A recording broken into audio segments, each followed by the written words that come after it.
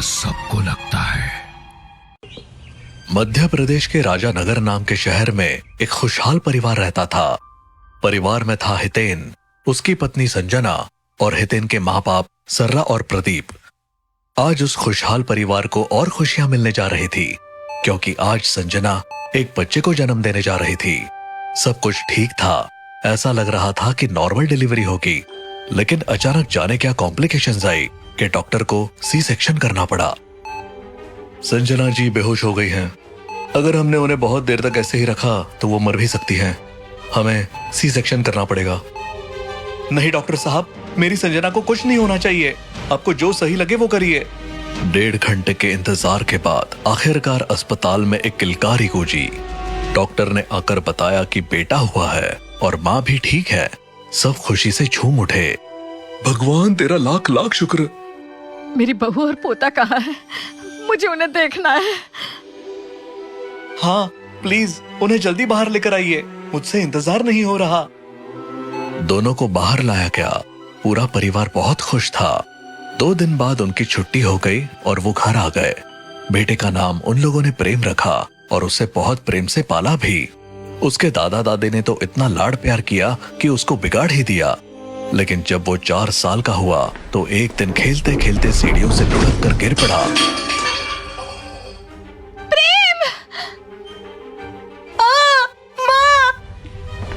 कुछ नहीं होगा बेटा, कुछ नहीं होगा। हम तुम्हें भी अस्पताल लेकर चल रहे हैं। लेकिन अस्पताल ले जाने से पहले ही उसने हितेन की बाहों में दम तोड़ दिया। नहीं, मेरा बच्चा, मेरा बच्चा। नहीं नहीं नहीं, ये नहीं हो सकता। हे भगवान, मुझे उठा ले पर इस बच्चे के प्राण वापस कर दे। प्रेम की मौत ने पूरे परिवार को तोड़ दिया। उसका अंतिम संस्कार करने के लिए वे जंगल के किनारे गए। रात का समय था और अंधेरे में चारों ओर सन्नाटा पसरा हुआ था। संजना बेटे की लाश से लिपट कर रो रही थी। मैं इसे यहाँ नहीं छोड़ सकती। ये मेरा बच्चा है, ये मेरा बच्चा है। संजना, हमें इसका अंतिम संस्कार करना होगा और इसे यही छोड़कर जाना होगा। संजना रोती बिलखती रही, लेकिन प्रेम को दफना दिया गया और हितेन उसे खींच कर ले जाने लगा। तभी एक भयानक हंसी सुनाई दी और पेड़ों के बीच से एक अघोरी प्रकट हुआ। उसकी आंखें जलती हुई अंगारों जैसे थी। काले कपड़े, उलझे बाल और हाथ में त्रिशूल देखकर सब डर गए। वो लोग भागने ही वाले थे कि वो चिल्लाया, कहां जा रहे हो? शरीर मरता है, आत्मा नहीं मरती, कभी नहीं मरती। मैं तुम्हारे बच्चे की आत्मा वापस बुला सकता हूँ। क्या सचमुच? ये बकवास है, चलो यहाँ से। यदि तुम उसकी अस्थियों पर साधना करोगे और एक मंत्र पढ़ोगे तो उसकी आत्मा तुम्हारे पास लौट आएगी। इसे कच्चा कलवा कहते हैं। हम तुम्हारी बातों में नहीं आएंगे, दफा हो जाओ। हितेन ने अघोरी को भगा दिया, लेकिन उसकी बातें संजना के मन में घर कर गई। घर लौटने के बाद भी वो बार बार सोचती रही, क्या वाकई ये संभव है? संजना, उस पागल की बातों पर मत सोचना। प्रेम हमें छोड़कर जा चुका है, हमें उसे यादों में ही रखना होगा। संजना ने चुपचाप आंसू पोंछे, लेकिन वो भीतर से टूट चुकी थी। उसके मन में बार बार यही आ रहा था कि उस अघोरी की बात मान ले और अपने प्रेम को वापस बुला ले। दिन गुजरने लगे और संजना बिल्कुल चुप रहने लगी। इसी बीच एक दिन प्रदीप घर में अकेले बैठे थे। अचानक उन्हें किसी बच्चे की हंसी सुनाई दी।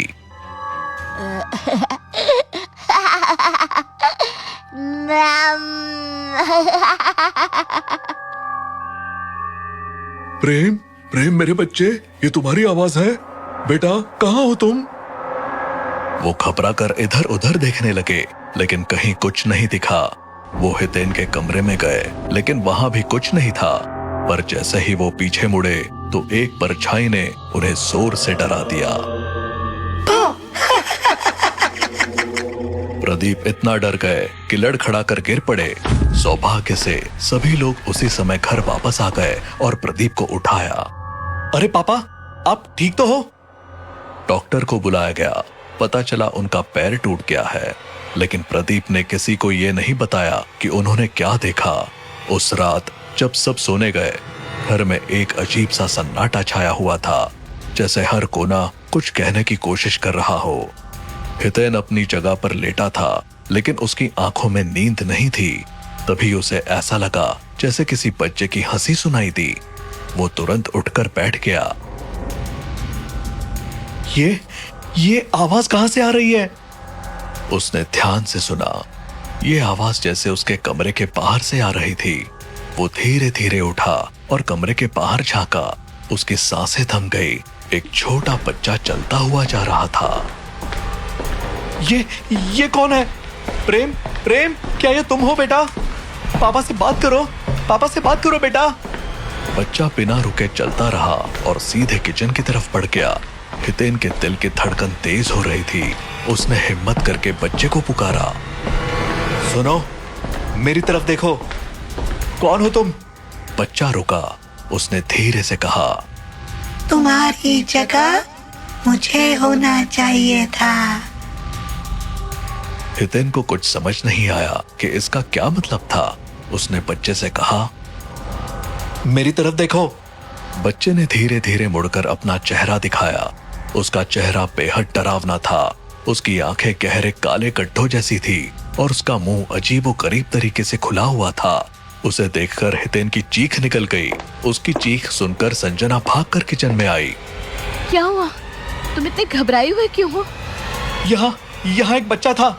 उसका चेहरा बहुत डरावना था। वो कह रहा था कि मेरी जगह उसे होना चाहिए था। शायद तुमने सपना देखा होगा। बहुत ज्यादा सोच रहे हो ना।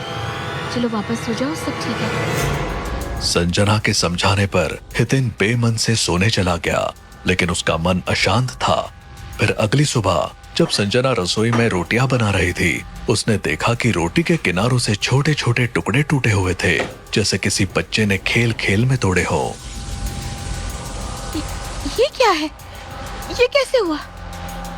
वो ये सोच ही रही थी कि अचानक हॉट पॉट हवा में उठा और जोर से जमीन पर गिर गया। ये देखकर संजना डर गई। ये क्या हो रहा है? वो डर के मारे किचन से बाहर भागी। हितेन ने उसे रोकने की कोशिश की, लेकिन उसने सीधे बाथरूम में जाकर खुद को अंदर से बंद कर लिया। बाथरूम में जैसे ही उसने आईने की तरफ देखा, उसकी धड़कन रुक गई। आईने में एक बच्चा दिखाई दिया। वो मुस्कुराते हुए बोला, ओहो, तुम तो बड़ी सुंदर हो। कौन हो तुम? छोड़ दो मुझे, छोड़ दो। तुम्हारा संजना उसकी बात सुने बिना घबराकर दरवाजा खोलने की कोशिश करने लगी, लेकिन दरवाजा बंद हो चुका था। वो चिल्लाने लगी, बचाओ, कोई तो बचाओ। हितेन ने उसकी आवाज सुनकर दरवाजा तोड़ दिया। क्या हुआ? इतनी घबराई हुई क्यों हो? मैंने उसे देखा, एक बच्चा। उसने मुझसे बात की। उसने कहा मैं सुंदर हूँ और वो हंस रहा था। संजना, ये सब क्या है? कल रात मुझे भी वो दिखा था। क्या तुमने उस अघोरी के बताए काम किए हैं? क्या तुमने कोई साधना की है? नहीं, मैंने कुछ नहीं किया। मैं सच कह रही हूँ। मुझे तुम पर भरोसा नहीं हो रहा। ये सब उसी की वजह से हो रहा है। सरला ने उनको शांत करने की कोशिश की, लेकिन तभी घर में बच्चे की डरावनी हंसी गूंज उठी और वो सामने प्रकट हुआ। सबके चेहरे पर डर और घबराहट साफ झलकने लगी। अब ये खेल खत्म होगा।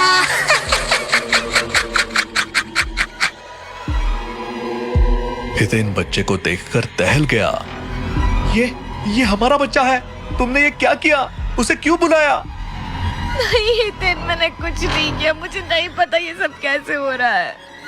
सरला ने अपनी सांस खींची और बोली, मैंने बुलाया है उसे।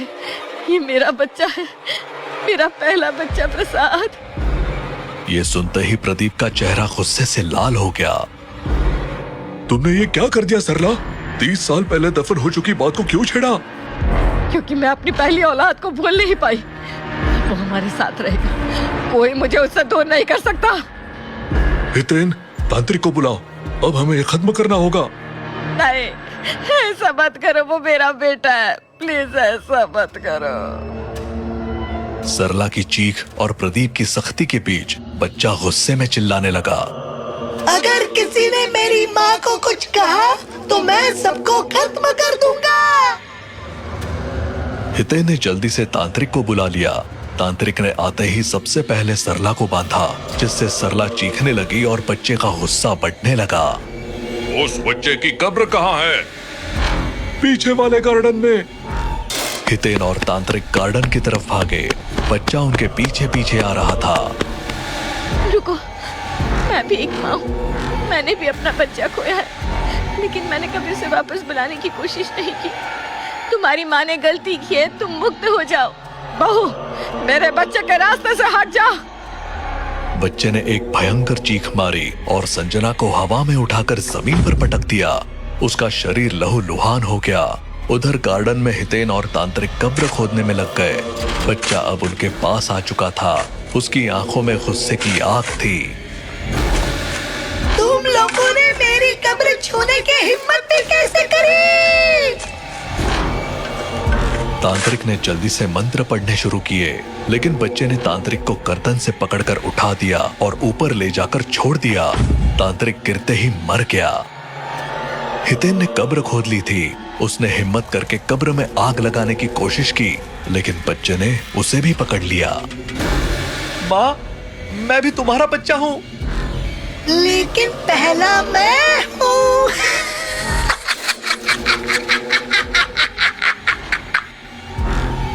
ये कहकर बच्चे ने हितेन को उसी कब्र में जिंदा दफना दिया।